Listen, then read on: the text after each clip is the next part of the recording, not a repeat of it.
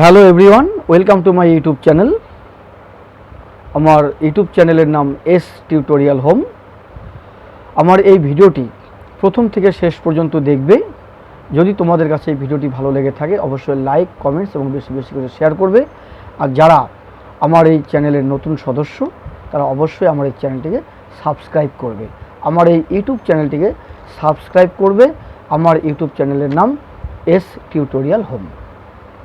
আজ আমি দশম শ্রেণীর দ্বিতীয় ইউনিট টেস্ট ইতিহাস পরীক্ষার সাজেশন নিয়ে আলোচনা করব।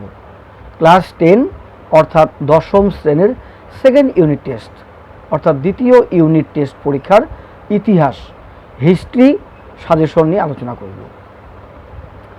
তোমাদের এই দ্বিতীয় ইউনিট টেস্ট পরীক্ষায় দশম শ্রেণীর ছাত্রছাত্রীদের বলছি, দ্বিতীয় ইউনিট টেস্ট পরীক্ষার জন্য তোমাদের ইতিহাস পাঠ্যসূচি পাঠ্যপুস্তক থেকে 3টা অধ্যায় পড়তে হবে। 3টা অধ্যায় কী পড়বে? চতুর্থ অধ্যায়, পঞ্চম অধ্যায় এবং ষষ্ঠ অধ্যায়। চতুর্থ অধ্যায়, পঞ্চম অধ্যায় এবং ষষ্ঠ অধ্যায়, এই 3টা অধ্যায় ভালো করে পড়বে। এই 3টা অধ্যায় থেকেই তোমাদের সেকেন্ড ইউনিট টেস্ট পরীক্ষার প্রশ্ন হবে, ইতিহাস পরীক্ষা। প্রশ্নের ধরন MCQ, SAQ। MCQ সঠিক উত্তরটি খুঁজে নিয়ে লেখো, multiple choice question. SAQ short answer type question, অতি সংক্ষিপ্ত প্রশ্নের উত্তর দাও। MCQ এবং SAQ এই দু ধরনের প্রশ্নই প্রশ্নের মান 1 কোশ্চেন। আর 1 নম্বর প্রশ্ন কি পড়তে হবে? শূন্য স্থান পূরণ করো, সত্য মিথ্যা নির্ণয় করো, ব্যাখ্যা ও বিবৃতি লেখো। ব্যাখ্যা ও বিবৃতি লেখো, শূন্য স্থান পূরণ করো, সত্য মিথ্যা নির্ণয় করো। MCQ, SAQ এবং ডান স্তম্ভ বাম স্তম্ভ, মানে বাম স্তম্ভ এবং ডান স্তম্ভ, ক স্তম্ভ এবং খ স্তম্ভ, মানে বাম স্তম্ভ ডান স্তম্ভ মিলাতে হবে। এগুলো তোমাদের পরীক্ষার জন্য পড়তে হবে। কিন্তু আজকে আমি এই ভিডিওতে MCQ, শূন্যস্থান পূরণ, সত্য মিথ্যা, ব্যাখ্যা বিবৃতি, বাম স্তম্ভ ডান স্তম্ভ, এগুলো আমি আমার মানে ভিডিওতে দেব না সাজেশন। আমি আজকে আমার এই ভিডিওতে সাজেশন তোমাদের দেব। প্রশ্নের মান 1 অর্থাৎ SAQ, প্রশ্নের মান 2, প্রশ্নের মান 4, প্রশ্নের মান 8। তাহলে কি বললাম? প্রশ্নের মান 1, 2, 4 এবং 8। অধ্যায় কয়টা? 3টা। চতুর্থ অধ্যায়, পঞ্চম অধ্যায় এবং ষষ্ঠ অধ্যায়। এই 3টা অধ্যায় থেকে SAQ প্রশ্নের মান 2, 4, 8 আমি সাজেশন দেব। আশা করি আমি যে প্রশ্নগুলো তোমাদের সামনে বলবো, তোমরা যারা দশম শ্রেণীর ছাত্রছাত্রী রয়েছো খাতা কলম নিয়ে বসে এই প্রশ্নগুলো খাতায় তুলে নেবে, এগুলোই পড়বে। তোমাদের unit test, second unit test exam যেটা হবে, সেকেন্ড ইউনিট টেস্ট অর্থাৎ দ্বিতীয় ইউনিট টেস্ট পরীক্ষায় এই প্রশ্নগুলো হুবহু কমন পড়বে। ঠিক আছে? তাহলে তোমরা খাতা কলম নিয়ে বসে আমার এই প্রশ্নগুলো শোনো, শুনে খাতায় লেখো, লিখে এগুলো পড়বে। চতুর্থ অধ্যায়, চতুর্থ অধ্যায় প্রশ্নের মান 1 SAQ। এখান থেকে MCQ আসতে পারে। MCQ মানে অপশন থাকলে MCQ, অপশন ছাড়া SAQ। প্রশ্নের মান 1, চতুর্থ অধ্যায়। অধ্যায়ের নাম সংঘবদ্ধতার গোড়ার কথা, বৈশিষ্ট্য ও বিশ্লেষণ। মান 1। নাম্বার 1, সিপাহী বিদ্রোহের প্রথম শহীদ কে ছিলেন? সিপাহী বিদ্রোহের প্রথম শহীদ কে ছিলেন? নাম্বার 2, মহাবিদ্রোহকে ভারতের প্রথম স্বাধীনতার যুদ্ধ বলে কে অভিহিত করেছেন? মহাবিদ্রোহকে ভারতের প্রথম স্বাধীনতা যুদ্ধ বলে কে অভিহিত করেছেন? নাম্বার 3, দ্য সিপাহী মিউটিনি, দ্য সিপাহী mutiny and the revolt of 1857 গ্রন্থটি কার লেখা? গ্রন্থটি কার লেখা? এগুলো এক কথায় পড়তে হবে। 1857 গ্রন্থটি কার লেখা? অপশনে উত্তর দেওয়া থাকলে MCQ আর অপশন না থাকলে SAQ। মহাবিদ্রোহকে জাতীয় বিদ্রোহ বলে কে অভিহিত করেছেন? মহাবিদ্রোহকে জাতীয় বিদ্রোহ বলে কে অভিহিত করেছেন? কোন সময়কালকে সভা সমিতির যুগ বলা হয়? কোন সময়কালকে সভা সমিতির যুগ বলা হয়? বঙ্গভাষা প্রকাশিকা সভা কবে প্রতিষ্ঠিত হয়? বঙ্গভাষা প্রকাশিকা সভা কবে প্রতিষ্ঠিত হয়? জমিদার সভা কবে প্রতিষ্ঠিত হয়? জমিদার সভা কবে প্রতিষ্ঠিত হয়? ভারত সভা কে গঠন করেন? ভারত সভা কে গঠন করেন? এ নেশন ইন মেকিং গ্রন্থটি কার লেখা? গ্রন্থটি কার লেখা? হিন্দু মেলা কে গঠন করেন? হিন্দু মেলা কে গঠন করেন? আনন্দমঠ গ্রন্থটি কার লেখা? আনন্দমঠ গ্রন্থটি কার লেখা? বন্দে মাতরম সঙ্গীতটি কোন উপন্যাসে উল্লেখ আছে? বন্দে মাতরম সঙ্গীতটি কোন উপন্যাসে উল্লেখ আছে? বর্তমান ভারত গ্রন্থটি কার লেখা? গোড়া উপন্যাসটি কার লেখা? গোড়া উপন্যাসটি কার লেখা? ভারত মাতা চিত্রটি কার? ভারত মাতা চিত্রটি কে অঙ্কন করেন? ব্যঙ্গচিত্রের জনক কাকে বলে? এই প্রশ্নগুলো very very important. Second unit test, তারপরে যে টেস্ট এবং ফাইনাল হবে সেই পরীক্ষার জন্য ইম্পর্টেন্ট। এগুলো একের জন্য পড়তে হবে চতুর্থ অধ্যায় থেকে। এরপরে প্রশ্নের মান 2। নাম্বার 1, সিপাহী বিদ্রোহের দুজন নেতার নাম লেখো। সিপাহী বিদ্রোহের বা মহাবিদ্রোহের দুজন নেতার নাম লেখো। ভারত সভা প্রতিষ্ঠার দুটি উদ্দেশ্য লেখো। ভারত সভা প্রতিষ্ঠার দুটি উদ্দেশ্য লেখো। হিন্দু মেলা প্রতিষ্ঠার উদ্দেশ্য কী ছিল? হিন্দু মেলা প্রতিষ্ঠার উদ্দেশ্য কী ছিল? ইলবার্ট বিলের প্রতিক্রিয়া কি হয়েছিল? ইলবার্ট বিলের প্রতিক্রিয়া কি হয়েছিল? এনফিল্ড রাইফেল ঘটনা কি? এনফিল্ড রাইফেল ঘটনা কি? এনফিল্ড রাইফেল ঘটনা কি? মহারানীর ঘোষণাপত্রের মূল উদ্দেশ্য কী ছিল? বা প্রশ্নটা এভাবে আসতে পারে, মহারানীর ঘোষণাপত্রে কি বলা হয়েছে? মহারানীর ঘোষণাপত্রে কি বলা হয়েছে বা মহারানীর ঘোষণাপত্র কি? তারপর প্রশ্ন, ভারত মাতার চিত্রে ভারত মাতার রূপ বর্ণনা দাও। ভারত মাতার চিত্রে ভারত মাতার রূপ বর্ণনা দাও। সিপাহী বিদ্রোহের প্রত্যক্ষ কারণ কি?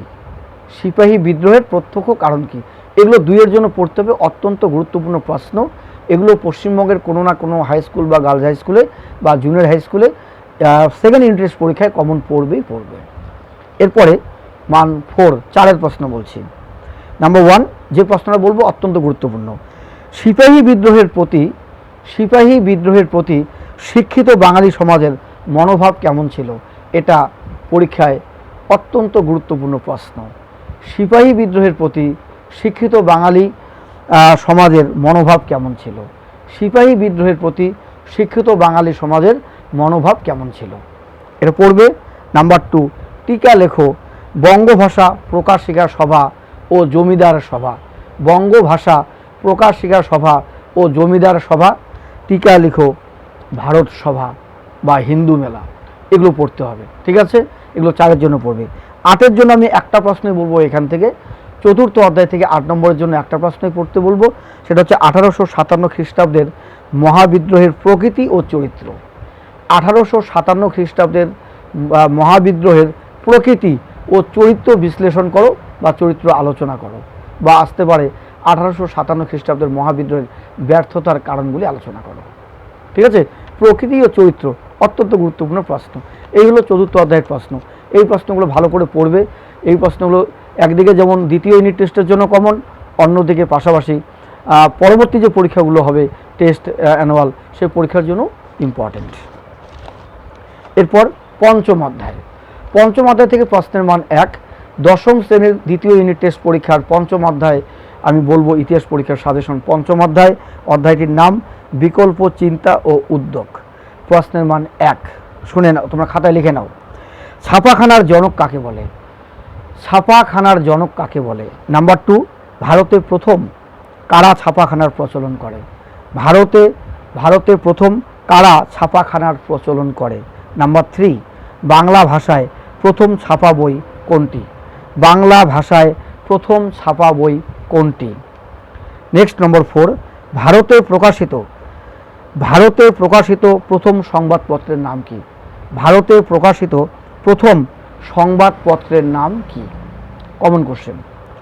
বেঙ্গল গেজেট পত্রিকার প্রথম সম্পাদক কে ছিলেন? বেঙ্গল গেজেট পত্রিকার প্রথম সম্পাদক কে ছিলেন? এরপরে পড়বে বাংলায় প্রথম মাসিক পত্রিকা কোনটি? বাংলায় প্রথম সাপ্তাহিক পত্রিকা কোনটি? বাংলায় প্রথম মাসিক পত্রিকা কোনটি? বাংলায় প্রথম সাপ্তাহিক পত্রিকা কোনটি? এই দুটোর মধ্যে একটা আসতে পারে। ভারতে হাফটন পদ্ধতি কে প্রবর্তন করেন? ভারতে হাফটন পদ্ধতি কে প্রবর্তন করেন? পরের প্রশ্ন, কলকাতা মেডিকেল কলেজ কবে প্রতিষ্ঠিত হয়? কলকাতা মেডিকেল কলেজ কবে প্রতিষ্ঠিত হয়? এরপরের প্রশ্ন, এশিয়াটিক সোসাইটি কে প্রতিষ্ঠা করেন? এশিয়াটিক সোসাইটি কে প্রতিষ্ঠা করেন? বেঙ্গল কেমিক্যালস এর প্রতিষ্ঠাতা কে? বেঙ্গল কেমিক্যালস এর প্রতিষ্ঠাতা কে? পড়তে হবে ডন সোসাইটি। ডন সোসাইটি কে প্রতিষ্ঠা করেন? জাতীয় শিক্ষা পরিষদ কবে স্থাপিত হয়? জাতীয় শিক্ষা পরিষদ কবে স্থাপিত হয়? পড়তে হবে ক্রেস্কোগ্রাফ। ক্রেস্কোগ্রাফ যন্ত্রের আবিষ্কারক কে? ক্রেস্কোগ্রাফ যন্ত্রের আবিষ্কারক কে? এটা পড়তে হবে। এরপরে পড়বে বসু বিজ্ঞান মন্দির কে প্রতিষ্ঠা করেন? বসু বিজ্ঞান মন্দির কে প্রতিষ্ঠা করেন? মাতৃভাষা মাতৃদুগ্ধ সম, মাতৃভাষা মাতৃদুগ্ধ সম উক্তিটি কার? কে কবে বিশ্বভারতী প্রতিষ্ঠা করেন? কে কবে বিশ্বভারতী প্রতিষ্ঠা করেন? History of Hindu chemistry, history of Hindu chemistry গ্রন্থটি কে রচনা করেন? এগুলো পঞ্চম অধ্যায় থেকে দশম শ্রেণীর দ্বিতীয় ইউনিট টেস্টের জন্য পড়তে হবে, পরবর্তী পরীক্ষার জন্য গুরুত্বপূর্ণ। মান 2, এখন 2-এর প্রশ্ন বলবো। নাম্বার 1, বাংলা হরফ নির্মাণে পঞ্চানন কর্মকারের অবদান কি? পঞ্চানন কর্মকারের অবদান কি? এটা খুবই ইম্পর্টেন্ট প্রশ্ন। নাম্বার 2, শ্রীরামপুত্রই কাদের বলা হয়? শ্রীরামপুত্রই কাদের বলা হয়? শ্রীরামপুত্রই কাদের বলা হয়? নেক্সট নাম্বার 3, বাংলার মুদ্রণের ইতিহাসে বটতলা প্রকাশনার গুরুত্ব কি? বটতলা প্রকাশনার গুরুত্ব কি? এরপরের প্রশ্ন, 19 শতকে বাংলার ছাপাখানাগুলির ছাপা বই শিক্ষা প্রসারে কি ভূমিকা নিয়েছিল? 19 শতকে বাংলার ছাপাখানাগুলির ছাপা বই শিক্ষা প্রসারে, মানে ছাপাখানাগুলির ছাপা বই শিক্ষা প্রসারে কি ভূমিকা নিয়েছিল? এরপরের প্রশ্ন, গঙ্গা কিশোর ভট্টাচার্য কি জন্য বিখ্যাত? গঙ্গা কিশোর ভট্টাচার্য কি জন্য বিখ্যাত? আইএসিএস এর প্রতিষ্ঠার উদ্দেশ্য কি ছিল? আইএসিএস এর প্রতিষ্ঠার উদ্দেশ্য কি ছিল? পড়তে হবে ডক্টর মহেন্দ্রলাল সরকার কে ছিলেন? ডক্টর মহেন্দ্রলাল সরকার কে ছিলেন? এরপরের প্রশ্ন, বসু বিজ্ঞান মন্দির কে প্রতিষ্ঠা করেন? এর উদ্দেশ্য কি? বসু বিজ্ঞান মন্দির কে প্রতিষ্ঠা করেন? এর উদ্দেশ্য কি? ক্রেস্কোগ্রাফ কি? ক্রেস্কোগ্রাফ কি? কে কবে এশিয়াটিক সোসাইটি প্রতিষ্ঠা করেন? এর উদ্দেশ্য কি ছিল? কে কবে এশিয়াটিক সোসাইটি প্রতিষ্ঠা করেন? এর উদ্দেশ্য কি ছিল? অ্যান্টি সার্কুলার সোসাইটি কি? অ্যান্টি সার্কুলার সোসাইটি কি? বিটিআই প্রতিষ্ঠার উদ্দেশ্য কি ছিল? বিটিআই প্রতিষ্ঠার উদ্দেশ্য কি ছিল? এগুলো 2-এর জন্য পড়তে হবে। আর 4-এর জন্য কি পড়বে লিখে নাও। প্রশ্নের মান 4 অর্থাৎ 4। নাম্বার 1, বাংলার ছাপাখানার ব্যবসায়িক উদ্যোগ কী ছিল? এটা অত্যন্ত গুরুত্বপূর্ণ প্রশ্ন। বাংলার ছাপাখানার ব্যবসায়িক উদ্যোগ কি, মানে ব্যবসায়িক উদ্যোগ কেমন ছিল বা কী ছিল? বিশ্বভারতী প্রতিষ্ঠার উদ্দেশ্য কী ছিল? বিশ্বভারতী প্রতিষ্ঠার উদ্দেশ্য কী ছিল? বাংলার ছাপাখানার ব্যবসায়িক উদ্যোগ কী ছিল? টিকা লিখো বসু বিজ্ঞান মন্দির। টিকা লিখো বসু বিজ্ঞান মন্দির। ছাপা বইয়ের সঙ্গে শিক্ষা বিস্তারের সম্পর্ক, এটা সব থেকে ইম্পর্টেন্ট। দুটো কোশ্চেন ইম্পর্টেন্ট। নাম্বার 1, বাংলার ছাপাখানার ব্যবসায়িক উদ্যোগ কী ছিল? আরেকটা পড়তে হবে ছাপা বইয়ের সঙ্গে শিক্ষা বিস্তারের সম্পর্ক বিশ্লেষণ করো। ছাপা বইয়ের সঙ্গে শিক্ষা বিস্তারের সম্পর্ক বিশ্লেষণ করো। এই দুটোর মধ্যে একটা আসার চান্স রয়েছে। এরপরে পড়তে হবে প্রশ্নের মান 8। 8-এর প্রশ্ন বলবো। 8-এর প্রশ্ন কি পড়বে পঞ্চম অধ্যায় থেকে শুনে নাও। নাম্বার 1, বাংলায় কারিগরি শিক্ষার বিকাশের সংক্ষিপ্ত বিবরণ দাও। বাংলার কারিগরি শিক্ষার বিকাশের সংক্ষিপ্ত বিবরণ দাও। কি বললাম? বাংলার কারিগরি শিক্ষার বিকাশের সংক্ষিপ্ত বিবরণ দাও। বাংলার কারিগরি শিক্ষার বিকাশের সংক্ষিপ্ত বিবরণ দাও। বা আরেকটা পড়তে পারো, রবীন্দ্রনাথ ঠাকুরের শিক্ষা চিন্তা ভাবনা ও শান্তিনিকেতন ভাবনার সংক্ষিপ্ত পরিচয় দাও। রবীন্দ্রনাথ ঠাকুরের শিক্ষা চিন্তা ভাবনা ও শান্তিনিকেতন ভাবনার সংক্ষিপ্ত পরিচয় দাও। এই দুটো থেকে একটা 8 নম্বরের প্রশ্ন আসতে পারে। এরপর ষষ্ঠ অধ্যায় প্রশ্নের মান 1 বলছি, শুনে নাও। নাম্বার 1, ষষ্ঠ অধ্যায় থেকে বলছি। বঙ্গভঙ্গের সময় বাংলার বড়লাট কে ছিলেন? বঙ্গভঙ্গের সময় বাংলার বড়লাট কে ছিলেন? নাম্বার 2, বাংলা বিভাজনের পরিকল্পনা কবে ঘোষিত হয়? বাংলা বিভাজনের পরিকল্পনা কবে ঘোষিত হয়? নাম্বার 3, কবে বঙ্গভঙ্গ কার্যকর হয়েছিল? এটা ইম্পর্টেন্ট, কবে বঙ্গভঙ্গ কার্যকর হয়েছিল, ঠিক আছে, বা কবে বঙ্গভঙ্গ রদ হয়, ঠিক আছে। এরপরের প্রশ্ন, বয়কট আন্দোলনের মূল দাবি কী ছিল? বয়কট আন্দোলনের মূল দাবি কী ছিল? তারপরে পড়তে হবে সঞ্জীবনী পত্রিকার সম্পাদক কে ছিলেন? সঞ্জীবনী পত্রিকার সম্পাদক কে ছিলেন? পড়তে হবে মোপালা কারা। তারপরের প্রশ্ন, সারা ভারত কিষাণ কংগ্রেস কবে গঠিত হয়? সারা ভারত কিষাণ কংগ্রেস কবে গঠিত হয়? এটা পড়তে হবে বরখাস্ত আন্দোলন কোথায় শুরু হয়, বা বরখাস্ত আন্দোলন কি? বরখাস্ত আন্দোলন কোথায় শুরু হয়, বা বরখাস্ত আন্দোলন কি? সীমান্ত গান্ধী নামে কে পরিচিত ছিলেন? সীমান্ত গান্ধী নামে কে পরিচিত ছিলেন? পরের প্রশ্ন, তাম্রলিপ্ত জাতীয় সরকার কে কবে প্রতিষ্ঠা করেন? তাম্রলিপ্ত জাতীয় সরকার কে কবে প্রতিষ্ঠা করেন? পরের প্রশ্ন, বারদৌলি সত্যাগ্রহ কবে হয়েছিল? বারদৌলি সত্যাগ্রহ কবে হয়েছিল? এআইটিইউসির প্রথম সম্পাদক কে ছিলেন? স্বরাজ্য দল কে গঠন করেন? হ্যাঁ, তারপর পড়তে হবে ক্রিপস মিশন কবে ভারতে আসে? দেশবন্ধু নামে কে পরিচিত? মানবেন্দ্রনাথ রায়ের প্রকৃত নাম কি? লাঙল যার জমি তার, এই স্লোগানটি কোন আন্দোলনের সঙ্গে যুক্ত? এগুলো 1 নম্বরের জন্য ষষ্ঠ অধ্যায় থেকে অত্যন্ত গুরুত্বপূর্ণ। পরের প্রশ্ন বলছি, মাদারি পাশি কে ছিলেন? কি বললাম? মাদারি পাশি কে ছিলেন? এর পরের প্রশ্ন পড়বে ফরওয়ার্ড ব্লক দল কে গঠন করেন? মাদারি পাশি কে ছিলেন? কাকে দেশপ্রাণ আখ্যা দেওয়া হয়? লাঙল পত্রিকার সম্পাদক কে ছিলেন? শেরি বঙ্গাল নামে কে পরিচিত? নিজ খামারে ধান তোলো, এটি কোন আন্দোলনের সঙ্গে যুক্ত, মানে এই স্লোগানটি? পরের প্রশ্ন, সারা ভারত কিষাণ কংগ্রেস কবে প্রতিষ্ঠিত হয়, বা ইন্ডিয়া টুডে গ্রন্থটি কার লেখা? এগুলো পড়তে হবে ষষ্ঠ অধ্যায় থেকে 1-এর জন্য। এরপর প্রশ্নের মান 2। নাম্বার 1, উজালি পরাস ও কালিকা পরাস নামে কারা পরিচিত? নাম্বার 2, তেভাগা আন্দোলনের দুজন নেতার নাম, বা তেভাগা আন্দোলন বলতে কি বোঝো, বা তেভাগা আন্দোলনের মূল দাবি কি ছিল? এআইটিইউসির পুরো নাম কি? 3 কাঠিয়া প্রথা কি? একা আন্দোলন কি? চম্পারণ সত্যাগ্রহের গুরুত্ব কি? বাবা রামচন্দ্র কে ছিলেন? পড়তে হবে খিলাফত আন্দোলনের লক্ষ্য কি ছিল? তেভাগা আন্দোলনের দাবি কি ছিল? আমি এটা আগেই বলেছি। এরপর নিখিল ভারত ট্রেড ইউনিয়ন প্রতিষ্ঠার উদ্দেশ্য কি ছিল? ওয়ার্কার্স অ্যান্ড পেজেন্টস পার্টির উদ্দেশ্য কি ছিল? মিরাট ষড়যন্ত্র মামলা কি? এটা পড়তে হবে, অত্যন্ত গুরুত্বপূর্ণ, ষষ্ঠ অধ্যায় থেকে। মিরাট ষড়যন্ত্র মামলা কি? পড়তে হবে গান্ধীজি কেন ডান্ডি অভিযান করেছিলেন? এই ষষ্ঠ অধ্যায় থেকে 4 নম্বরের জন্য যে প্রশ্নগুলো পড়বে, প্রশ্নের মান 4 অর্থাৎ 4, শুনে নাও। নাম্বার 1, ভারত ছাড়ো আন্দোলনে শ্রমিক শ্রেণীর ভূমিকা কী ছিল? বা ভারত ছাড়ো আন্দোলনে নারীদের ভূমিকা কী ছিল?